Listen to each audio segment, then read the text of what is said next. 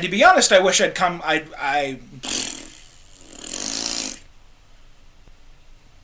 Me no talk now, words hurt brain.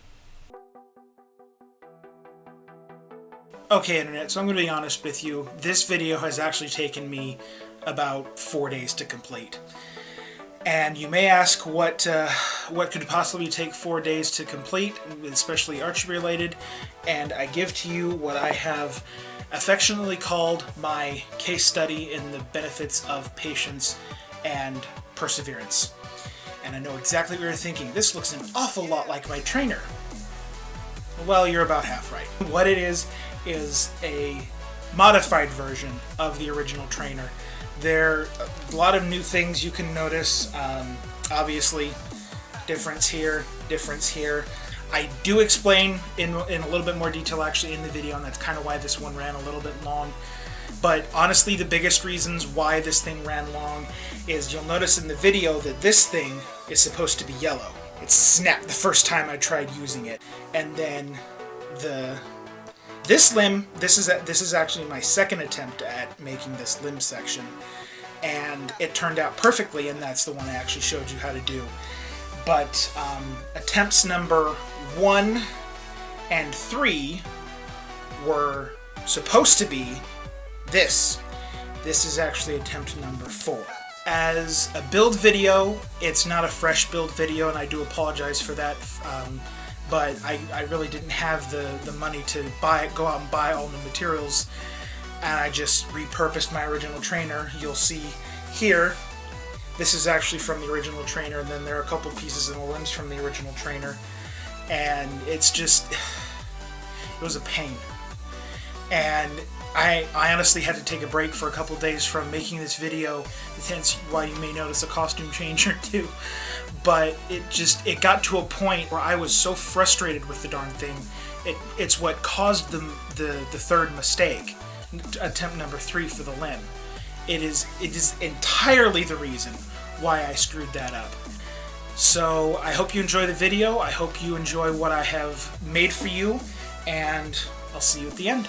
So basically what we're upgrading is we're actually going to be upgrading the limb parts of the trainer, and then we're also going to be adding a sort of balance or a counterweight without making an actual counterweight. What you're going to need to pick up is you're going to need to get 2 cap fittings, 2 couplers, 2 T-fittings, and 2 elbows. And these are all for 3/4 inch PVC, and then what this is the leftover of that 2-foot length from the original project video.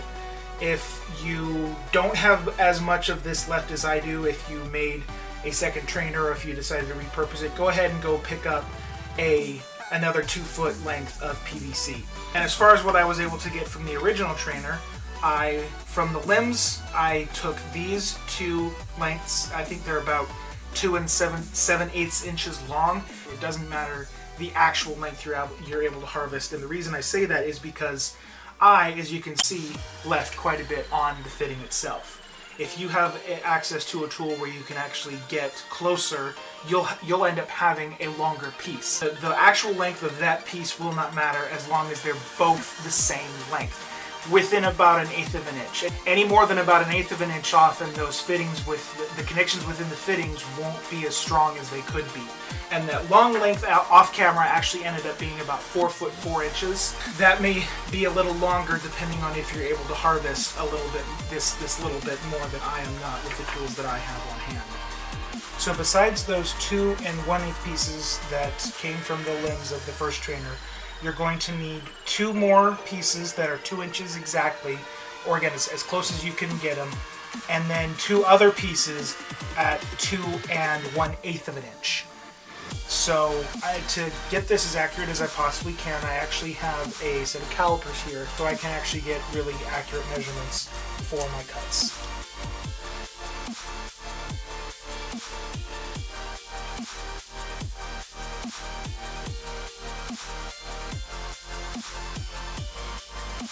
Okay, so here we have the upgraded limb assembly. A couple of these lengths actually don't matter as much.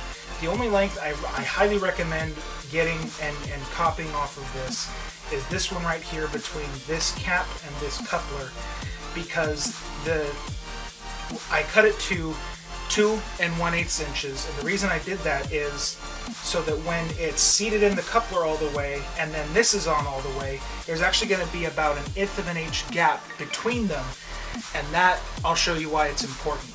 Other than that, the actual length of this piece of PVC pipe and this PVC pipe will be based on kind of what you want out of the trainer. If you're a target recurve user, you could actually lengthen this out to pretty much as long as you want it to be to simulate your stabilizers and the weight that the stabilizers are out in front of you. You could also vary this length because then it will actually make your limb longer. You can actually simulate exactly your brace height if you so choose.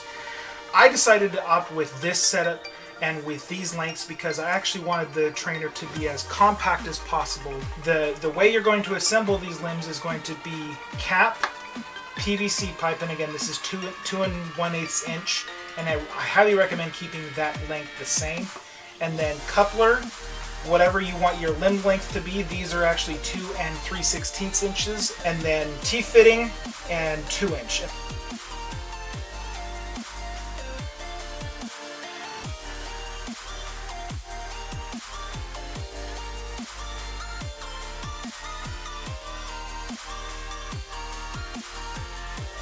This right here is the trickiest one because you don't have a whole lot of time to work, and you want to make sure that that alignment is as pretty close to perfect as you can get it. And it's going to be hard unless you use a fast or a slow acting cement, which I don't have. I only have access to a fast acting one.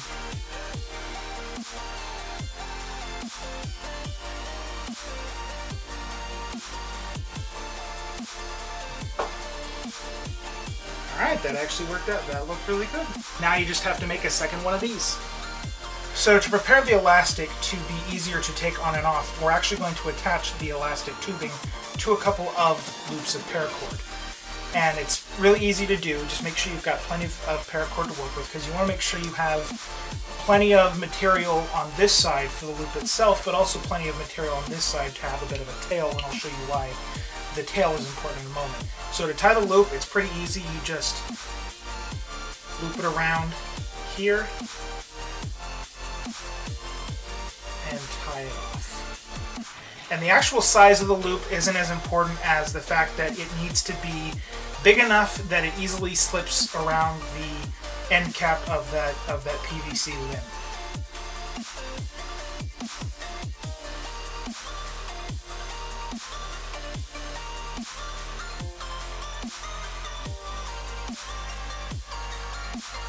Take each end through the loop, through the knot end, and stretch it just a little bit so that you can actually get a little nice fit there. And then what you want to do is take a zip tie and just make sure you've got that tail trapped in there real good. Stretch it out just ever so slightly and cinch it really, really tight.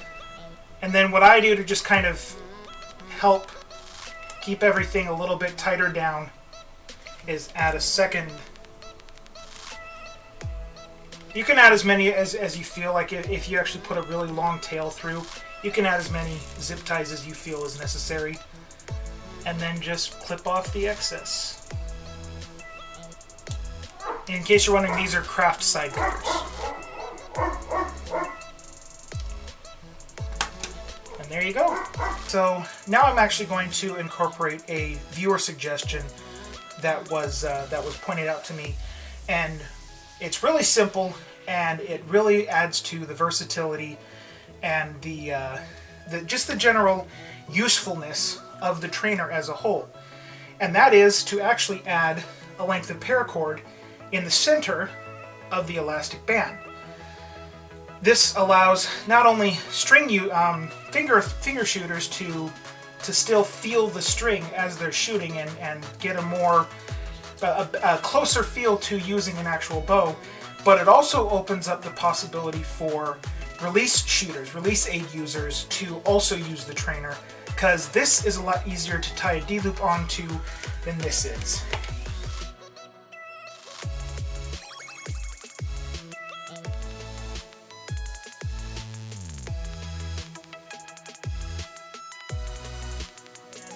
what I determined would probably be a decent length to have, just to allow some room, to allow a little bit of wiggle room, is I'm actually going to measure out a 6-inch length.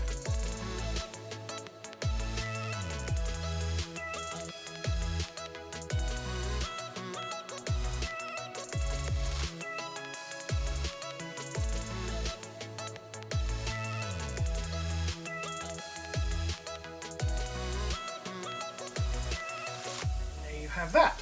And then for the elastic, because I want this to be fairly close to what I have. So initially I have only cut off about this, but knowing that this is actually fairly weak when stretched and it doesn't actually give much draw weight at all, I'm actually going to cut off this much more. And honestly, this is just kind of an arbitrary thing, just something that I thought should do the trick.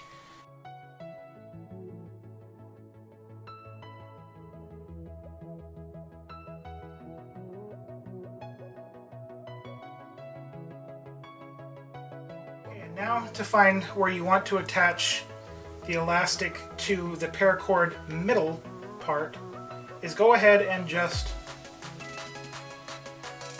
find your middle point.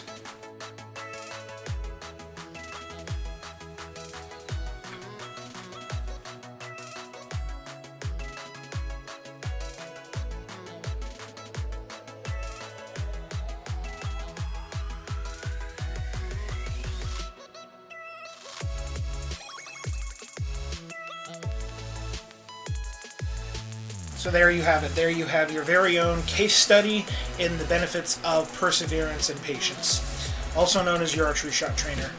A big shout out to Pat Moore, who recommended and suggested this little paracord section here. It really does add to the overall experience and just, again, general usefulness of the trainer as a whole. Anyway, I will talk to you all later. So that there is as little awkward stresses between the two limbs as possible. And the best way to do that is to go ahead and shove this in as hard as you can and then push it down. Crap. A big shout out to I don't even know the guy's name. And the versatility of being able to use it for more than just